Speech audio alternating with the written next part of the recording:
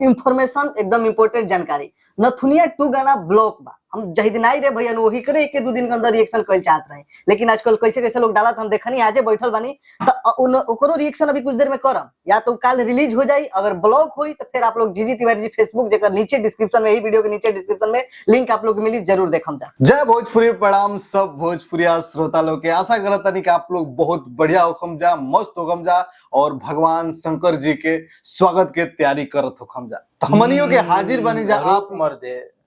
नमः पार्वती पतये हर हर महादेव। तो सावन के गाना पर रिएक्शन लेके आइल बनी जा, तो सोचनी कि एकदम महादेव के नाम से स्टार्ट कइल जा। बोला और गाना दू आइल बड़े से भैया, एगो पवन भैया के, एगो खेसारी भैया के, ठीक। और ये दोनों आदमी के तू कुछ बोला। तो दूगो गाना लेके आप लोग के बीच में हाजिर हो चुकल बनी जा। सावन शुरू होखे वाला बाटे, पावर स्टार पवन सिंह के भी पहिल का सावन के गाना आ चुकल बा, जौना गाना के नाम बाटे, का नाम बाटे हरियर चूड़िया खाती। हरियर चूड़िया खाती। ऐसा कुछ इन्फॉर्मेशन मिला था, तू कुछ अभी कहत रह, बतावल जाए। ठीक बा, बताइए बाद में। तो गाना ये टाइप का भैया दूसर का गाना बा, trending superstar international star Khesari Lal Yadav ji के नया गाना ड्राइवर अभी नया बा। तो दोनों ब्यास लोग गाना लेके आइल बालो, और गाना बड़ा बढ़िया ये से बा कि एक जना देवघर पहुंचावत तारे, एक जना देवघर से आके जो घर पर ड्रामा होता वो दोनों देखैले बालो। एक जना ड्राइवर से जाता रे, एगो होने से अइला के बाद जो घर पर भइल बा छूट छाट गइल बा। अच्छा, तो उहे दोनों आदमी ठीक देखैले बालो। एक जना पहुंचावत तारे, जना आ गइल बाड़े। तागा एकदम बड़े बड़ा दिन के बाद इनका के बड़ा मना उना के लेल बनी कमेंट में थोड़ा इनका के दो चार गो सुनाई सभे आवे में बड़ी नखड़ा करे ले रिएक्शन में, भाव बहुत खले ना। तो हम तो सिंगलो देखबे कहीं बैठ के रिएक्शन आप लोग के बीच में कर देबे नहीं।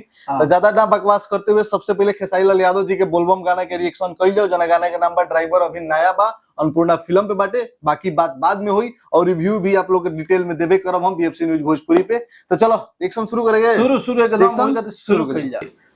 अन्नपूर्णा फिल्म बाहर बढ़िया, गाना का नाम, फिल्म का नाम अन्नपूर्णा फिल्म, गाना हिजत रे बा। ऐसा म्यूजिक तो बड़ा बढ़िया बा। ये कौन हीरोइन है?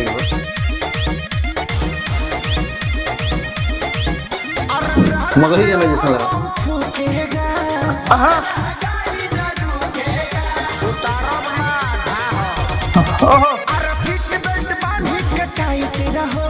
कहाँ बोले बड़ा पुष्पा नहीं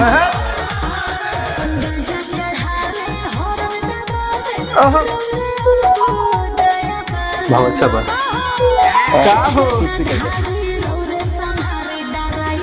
अब जिया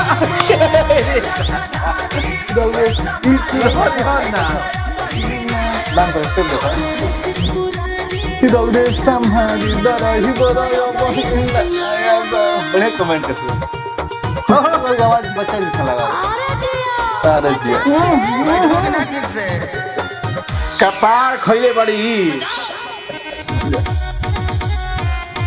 मगर ही म्यूजिक तो भाई अच्छा बा, डांस करे आई गाना पर, गाना जम के डीजे पे बजाल भाई देखो म्यूजिक अच्छा लगा। यही से गाना वायरल होता है, हिटिंग करता है जीरो। हाँ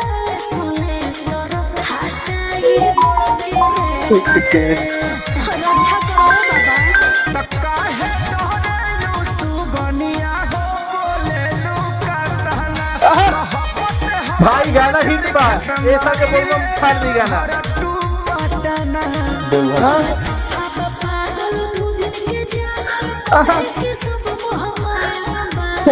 कितना बढ़िया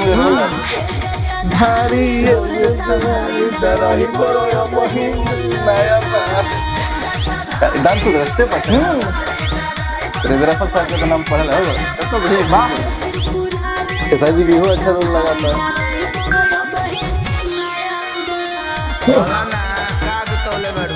मजेदार गाना भाई, इंटरटेनिंग अच्छा लगता है। बार बार गाना को देखने सुनने को मन नशा बढ़ेगा।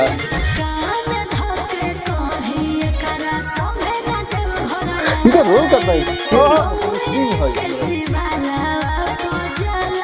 पछी पछी वीडियो बनावे ला लोग सुन के लागत है।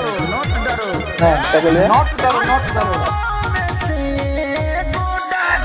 ये खेसारी का पहचान है।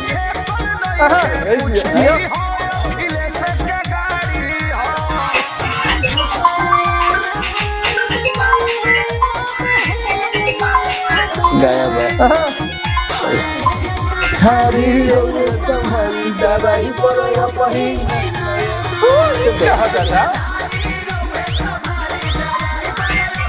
हिट बा यार, हिट बा, टेंशन मत लो, टेंशन मत लो, हम बोल दे रही हूँ। ला मंदिर तक पहुंचा देने, अब जल उतार धर। बहुत बहुत धन्यवाद ड्राइवर लेकिन साहब, कुछ भी अच्छे कहो, पहुंचा देना। ना I am good driver, entry this Deoghar.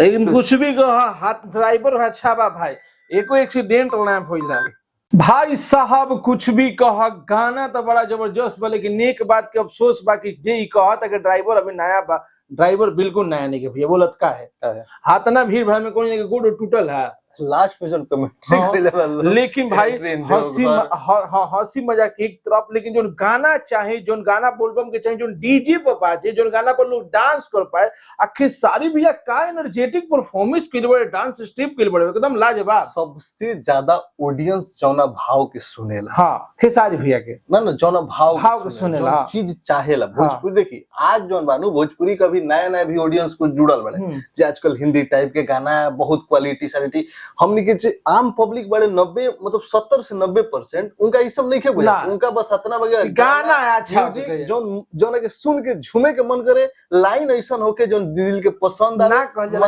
एगो नया लइकन के सब चलक जो गाना में थोड़ा स्वेग होके, स्वेग कहल जाला नु, पता ना उस स्वेग फिर कहते तू जा रहल बड़ नइकन और के ई नइकन के भी नहीं पसंद आई। ई जे ओरिजिनल देसी भोजपुरी सुरता बाड़े, हमनियो कहियो लइका रही जा जे खेसारी लाल यादव जी शुरुआत के आज जमाना होते ई चीजवा कितना पसंद आई था। सबसे बढ़िया ओकरा के बेहतरीन तरीका से कल गेल आज के जमाना में। पहले का रहे, पहले ही गाना रही तो वीडियो अच्छा ना लागत रहा पहले वीडियो। और भाई खेसारी भैया के साथ ही एक गाना में जो तारीफ करे के बाद, तो वो बड़ी गाना की हीरोइन का जबरदस्त एक्सप्रेशन, डांस और एक्टिंग के लिए बड़े लाजवाब। सुनीता सिंह का नाम है और वीडियो डायरेक्टर बड़े संदीप राज बड़े बहुत बढ़िया कोरियोग्राफी संदीप राज जी से भी प्रिय हवन, बहुत बढ़िया कोरियोग्राफी करली, कई उनकर गाना के तारीफ। म्यूजिक डायरेक्टर आर्या शर्मा जी के तभी म्यूजिक हिला रहा भाई। और एक और चीज, खुशी कक्कर, अच्छा हाँ खुशी कक्कर जो भाव से गईले बड़ी खेसारी साथ में जो मस्ती मजाक के लोग के तुकल जो और जो बंदी हम सच बताओ तनी कि जो अपन ना कल जाला कि स्ट्रांग पॉइंट होखेला न ऊपर काम करे के चाहिए। खेसारी भैया के लोग यही पसंद केला कि हंसी मजाक वाला गाना लेवेले, नोक झोंक वाला गाना लेवेले, उहे लोग के अच्छा लागला। एक गाना में सब कुछ देखे के मिल रहल बा, डांस भी देखे खेसारी स्टाइल वाला, हां खेसारी स्टाइल वाला गाना। ई गाना के सबसे ज्यादा ट्रैक्टर जितना अभी माहौल चलेला, ट्रैक्टर डीजे पर बाजी गाना, डांस छोड़ा ना सारा गाड़ी पर बाजे वाला जे भी देवघर जाई गाना बजाई देश से गाना के व्यू भी अच्छा खासा पकड़ ले बाटे। और ग्राउंड लेवल पे का रिपोर्ट बा आप लोग नीचे कमेंट सेक्शन बताई जाए। हां कि गाना ग्राउंड लेवल पे बाजे तक ही ना, ज्यादा से ज्यादा कमेंट आई। एगो स्पेशल विवाद भई रहे प्रमोद प्रेमी में खेसारी भैया में, तो प्रमोद प्रेमी जी कहले कि हमारा गाना धरती पे बाजेला, तो खेसारी भैया लाइव में तो कहत रहे तनी बतई हो तो कहां धरती फाट गइल बिया। तो रघु सब के बतावे के बाद कहां धरती पे बाज रहल बा। तो कोशिश करम के वैसे तो गाना ढेर दिन हो गेल, लेट हो गेल में जेकरा मामले में तीन जो लेट ज्यादा देखी जा, लेकिन फिर भी कोशिश करतन कि वो अलग रिव्यू बनाई एकरा बारे में का गाना के रिपोर्ट बा कैसन से पर डिटेल में बात होई, थोड़ा में रिव्यू भी डिटेल में देम जा, ठीक बा। बाकी ये नॉर्मली आप लोग बता दें कोरियोग्राफर गोलू अमन बाड़े और पूर्ण फिल्म पर रिलीज बा, नहीं देख ले तो देखी जा, ज्यादा बड़ वीडियो ना होके। अब चलो जाओ पावर स्टार पवन सिंह के नया गाना हरियर चूड़िया खाती रिएक्शन शुरू। महादेव जय हो प्रभु। हां म्यूजिक बड़ा बढ़िया लगता है। हां कपड़ा कितना बढ़िया पहन ले बड़े, खर्चा करो बड़े बजट लगाओ ब्रांड। ओहो आ गए बोल बम में पूरी टाइप के सूट बूट बना, चूड़ी तो फुल गेल भाई। तू कौन हीरोइन रही हो? क्यों कहत रही गाना पहले के शूटिंग में 2 साल पहले गाना शूट भइल बा, ए साल रिलीज भइल बा भाई। अब तो नया नु हवा बनौले बाड़ू काहे तू डरावना ऑडियो बन बोलमुआ के बुझेलू ना फर्स्ट एक्सप्रेशन कर दो, हिसिया उतार दोना मुसुकी तुम्हारी दोना तनी कि अपना गौरिया से को देबिया डरिया हरियारा चूड़िया खातिर जानी बाव नया बा चूड़िया खातिर खातिर देखला ज्यादा सुनना मजा होता है। हाँ गाना सुनने में अच्छा लग रहा पंडित है। जी लोग रहत रह महाने पंडित जी लोग बालो इससे निहार सदे के तो क्रिएटिव होता कुछ नया खींचल लेके जाता अच्छा लगता मर्द एक ही जगह है जवान रहल हजरिया लाइनी सिंदूर के पुड़िया सावन में बिजी हो सोना वाला गाना में बाड़ी हीरो साड़ी सिल्क भागा पुरिया अच्छा बड़ी शिल्पी राज हम देख के नाम भी हल गेल बा आहा वही हीरो सेवा में इनका के भोला बाबा जबरदस्ती तो सेवा में इसमें भोला बाबा के। झटा खजानी मुड़िया पटा खजानी छानी छानी बाबा नगरिया से को देबिया डरिया हरियारा चुड़िया खातिर साजनी ये तो हो कौन गाना बा भाई चुड़िया खातिर गाना अच्छा लगा जैसे कि दिलवर पे ही दोस्तों में। हाँ तो पहले ही ए भाई तू 4 हाली गोल लाग लेला कौन बात बा। देवी का अवतार में अच्छा हाँ आज के खानो पानी चाहिए नुआइल बड़े तो मिली कि ना मिली। वीडियो लेकिन अच्छा बा गाना गलती मान लेनी रानी सॉरी कहतानी अगर साल चलल जाई संगही दोनों बरन पांचवा हाली गोल लगा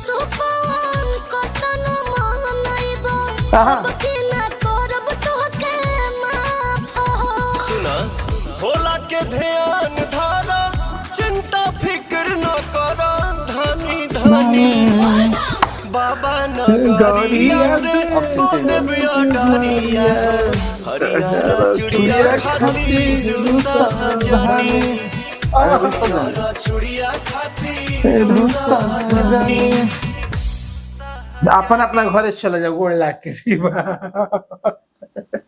गाना मजेदार बा हर घर में ही गाना बाजे वाला बा हर मंदिर पे ही गाना बाजे वाला बा लोग बजाई अच्छा लागल बा बस एक ही चीज खराब बा कि पवन भैया इनका जबरदस्ती एक्टिंग क्यों कर कितना जल्दी जल्दी भागता भाई 1 पवन लाख सिंह के लाइक गाना पहुंच चुकल बा पवन सिंह के गाना भैया अभी उनके 3 बजे ज्यादा 3:12 होता ट्रेंडिंग में भी चल रहा बा 30 नंबर ट्रेंडिंग म्यूजिक पे पहुंच चुकल बा 18 लाख से ज्यादा व्यू आ गए अभी जबकि पहले देख ले ट्रेंडिंग में ना रहे हाँ 18 लाख तो पवन सिंह के साल के पहिलका 1 मिलियन हाँ ये भी देखत नहीं मतलब लोग बेकरार कहता 1 लाख लाइक नर्मदा सिंह जो की है गाना में अरे वही बताओ तुम सेवा में बानी भोले इनका बिहेवियर वाला शूट करा नाराज होके वाला अच्छा ये तो कुछ बोली गाना कमेंट के भी बारे में 10,000 मत तो नया गाना बा भैया वो मतलब देखिए गाना जोन बाटे भक्ति में श्रृंगार रस बाटे हाँ मजा पत्नी भोले बाबा से ज्यादा बोलबम के पत्नी के यही पर चलबे कैला मजा आवेला जैसा ही पता ना पहले का कहा नहीं के पता हमारा नया फिर हमें रिएक्शन सुन लेनी अनु के पहले के गाना हाथ एगो अलग से फील पैदा कर ना देता 2023 लेकिन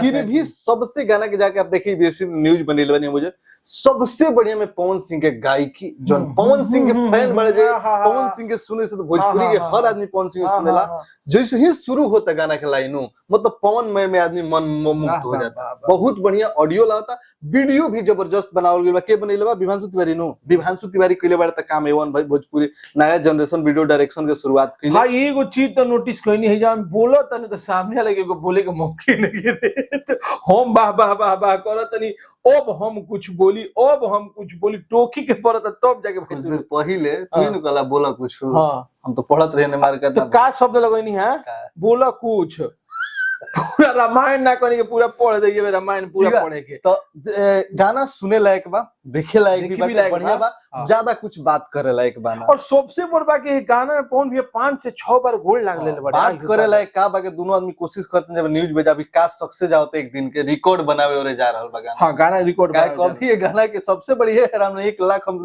अभी लाइक अभी कुछ देर पहले हम देखले रही तभी 40,000 लाइक रहे अच्छा हां ना तो वायरल हो रहा पहले 1 मिलियन के आसपास में इनका गाना साउंड के तो भैया हो दोनों गाना पर रिएक्शन कर देनी जा दोनों गाना आप लोग सुनबो भी कहली जा तो आप लोग के गाना के बारे में का कहना बा और दोनों गाना अलग अलग फ्लेवर के बारे से अलग अलग जगह पर बजियन से जब बारात निकली शिव जी के जब लोग के डांस करे के मन हुई तो खेसारी भैया के गाना मांगी और जब भक्ति में मगन हुई लोग घर पर तैयारी चलत रही और जब पवन भैया के गाना बाजी ये दोनों गाना दोनों स्टार के छवि बाड़े छवि बाड़े परछाई हाँ बाड़े। परछाई बाड़े जौना खातिर खेसारी हाँ, जी जानल जाले हाँ, उ हाँ, गाना बा हाँ। जौना खातिर पवन जी जानल जाले ओ हमारा खातिर भी और अभी ज्यादा- 1-2 रुपया रही तो पट देंगा के दे देले रहती बड़ा बढ़िया शब्द लेके ये कहलक। सब ज्यादा कुछ ना कहे के बा ना कुछ करे के बा बस प्यार आशीर्वाद बने रही जा रिएक्शन कैसा लगा नीचे कमेंट सेक्शन में दे जा और नथुनिया 2 पावर स्टार पवन सिंह के भी वो कौन ठगबा नगरिया के लूटल हो एहू गाना के रिएक्शन उ तो YouTube पे रिलीज हो जाई क्या ओकर ब्लॉकिंग नहीं है लेकिन नथुनिया 2 के ब्लॉकिंग बा